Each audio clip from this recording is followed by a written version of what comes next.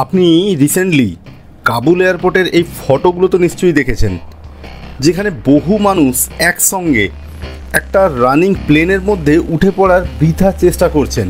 আর এর মধ্যেই আবার বহু লোককে আকাশ থেকে পড়ে যাওয়ার ফটো আমরা দেখেছি। আর এর সঙ্গেই একটা প্রশ্ন আমাদের সবার মনের মধ্যে সৃষ্টি হলো যে কোনো মানুষ কি কোনো প্লেনের গেটে ঝুলে বা তার চাকায় বসে বা প্লেনের রুফে বা এর জানালা ধরে কি হাওয়াই যাত্রা করতে পারে? বা এইভাবে জার্নি করলে কি কারোর বাঁচার সম্ভাবনা থাকবে? বন্ধুরা, আপনারা এটা ভেবে দেখুন, ভীষণই কঠিন কাজ মনে হবে। আর এটা ভেবে যতটা কঠিন মনে হচ্ছে না, প্র্যাকটিক্যালি এই কাজটা তার থেকে অনেক বেশি ভয়ঙ্কর।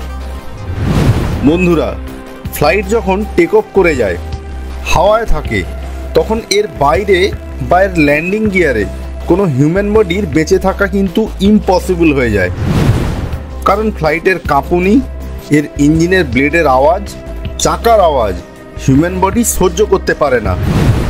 আর যদি কোনো অবস্থায় কোনো মানুষ কোনো কারণে এইভাবে একটা ফ্লাইটের বাইরে চড়ে যান, তাহলে তার মৃত্যু অনিবার্য। এইবার আসছি একটা রিয়েল ঘটনায়। সালটা 1986। পাঞ্জাবের দুই ভাই, প্রদীপ সাইনি আর বিজয় সাইনি। বড় ভাই প্রদীপের বয়স তখন 23 বছর আর ছোট ভাই বিজয়ের বয়স মাত্র 19 বছর। এদের বাবা ফার্মার ছিলেন। এই দুই ভাই কোনো এক কারণে বিদেশে যেতে চাইতেন। টিকিটের টাকা দেওয়া সম্ভব হলেও তাদের পক্ষে সেই সময় লিগেলি ভিসা নিয়ে লন্ডন যাওয়াটা সম্ভব ছিল না। এরপরে তাদের সাথে একজন এজেন্টের কথা হয়। সে তাদের জানায় যে ডিরেক্টলি কোনোভাবেই তাদের লন্ডন যাওয়াটা সম্ভব নয়।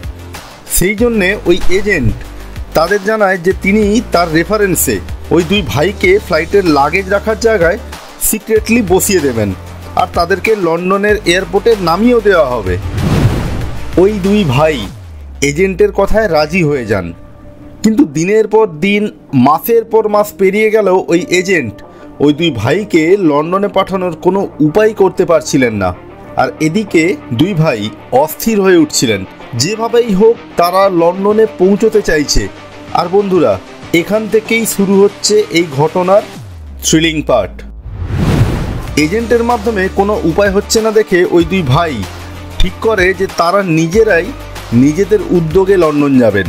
এবার তারা বেরিয়েও পড়ে। বাসে করে পাঞ্জাব থেকে দিল্লি চলে আসে। আর এরপরে এরা দিল্লিতে ইন্দিরা গান্ধী ইন্টারন্যাশনাল এয়ারপোর্টের চক্কর কাটতে শুরু করে দেন। এরা প্রথমে এয়ারপোর্টের ইনফরমেশন কালেক্ট করতে থাকেন। এয়ারপোর্টে ঢোকার কোন কোন রাস্তা অ্যাভেলেবেল আছে, কোন জায়গায় কত সিকিউরিটি থাকে, কে কখন কোথায় পোস্টিং আছে, সব কিছু এরা দেখতে শুরু করে দেন।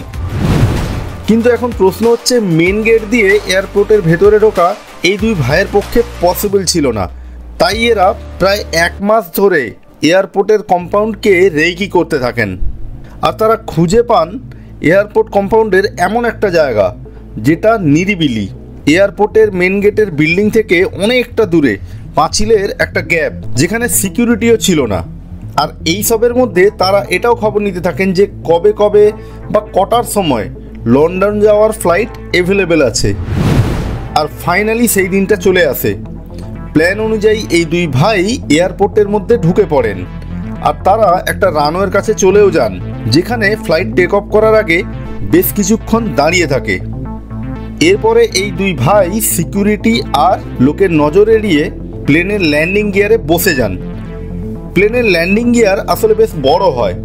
টায়ার ফোল্ড হওয়ার পরেও এখানে এতটা জায়গা থাকে যে একজন মানুষ অ্যাডজাস্ট করে এখানে বসেই যেতে পারেন। এভাবেই দুটো আলাদা আলাদা ল্যান্ডিং গিয়ারে দুই ভাই প্রদীপ আর বিজয় নিজেকে লুকিয়ে নিয়ে বসে পড়েন। আসলে এই দুই ভাই আগে থেকেই এই ব্যাপারে অনেক ইনফরমেশন কালেক্ট করেছিলেন। এরপরে তারা ওয়েট করতে থাকেন প্লেনটা টেক অফ করার জন্য। এবার প্রশ্ন আসে, এই দুই ভাই, একজন 19 বছরের আর একজন 23 বছরের, এরা কি এভাবেই লন্ডনে পৌঁছবে, কি এরা পৌঁছতে পারবে না?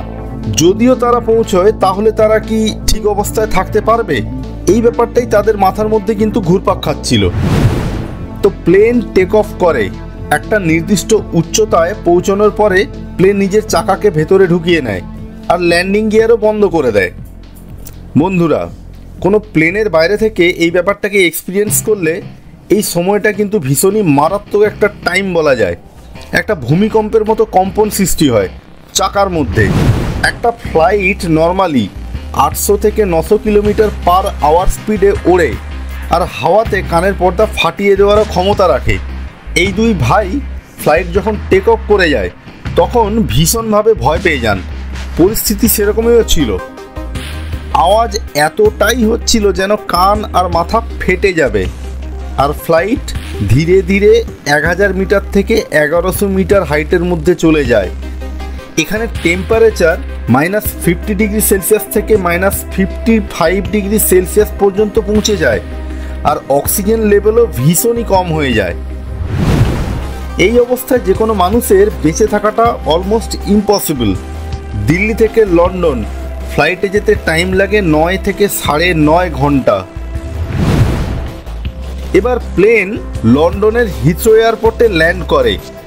প্লেন ল্যান্ড করতেই সেখানে সবার আগে একজন পৌঁছন, যিনি ছিলেন প্লেনের লাগেজ কালেক্ট করার একজন মেম্বার।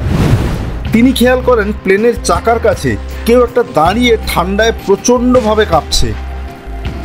তিনি প্রথমে দেখে বুঝতে পারছিলেন না যে তিনি ঠিক কী করবেন। তার মনে হয় যে ইনি কে, কোথা থেকে এলেন, তার সঙ্গে ঠিক কী করা উচিত তিনি বুঝতেই পারছিলেন না।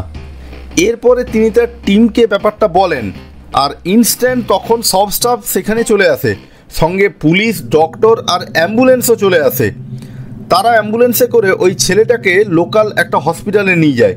ছেলেটা সেন্সলেস আর তার শরীর থরথর করে কাঁপছিল। হসপিটালের ডক্টররাও কিছু বুঝতে পারছিলেন না। অনেকটা সময় পরে ছেলেটার ট্রিটমেন্টে সাড়া দেয়।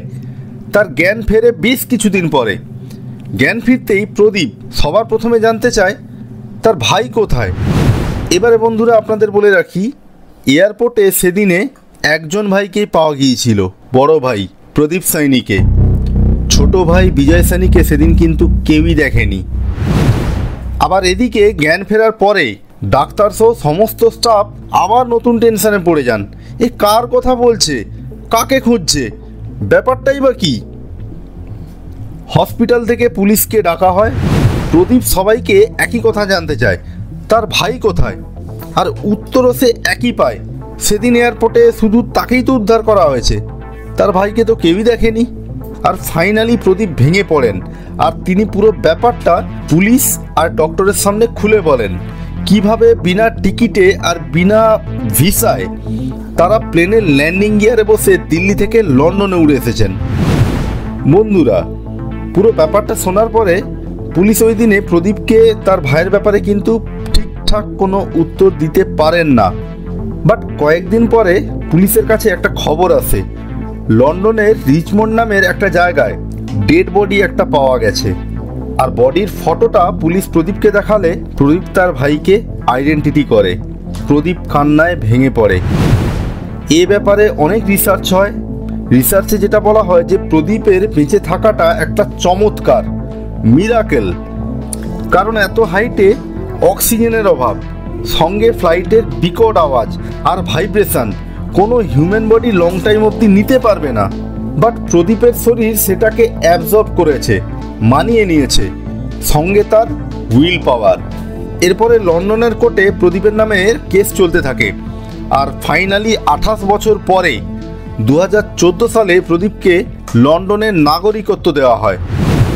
আজ প্রদীপ 45 বছরের আর সে তার স্ত্রী আর বাচ্চাদের নিয়ে লন্ডনেই থাকে। আর লন্ডনের হিথ্রো এয়ারপোর্টে সে এখন ড্রাইভারের কাজ করে। তাহলে বন্ধুরা, এটাই ছিল একটা সত্যি ঘটনা। ভিডিওটি কেমন লাগলো নিশ্চয়ই আমাদেরকে আপনারা কমেন্ট বক্সে কমেন্ট করে জানাবেন। সাবস্ক্রাইব করা না থাকলে সাবস্ক্রাইব করে বেল বাটন প্রেস করবেন।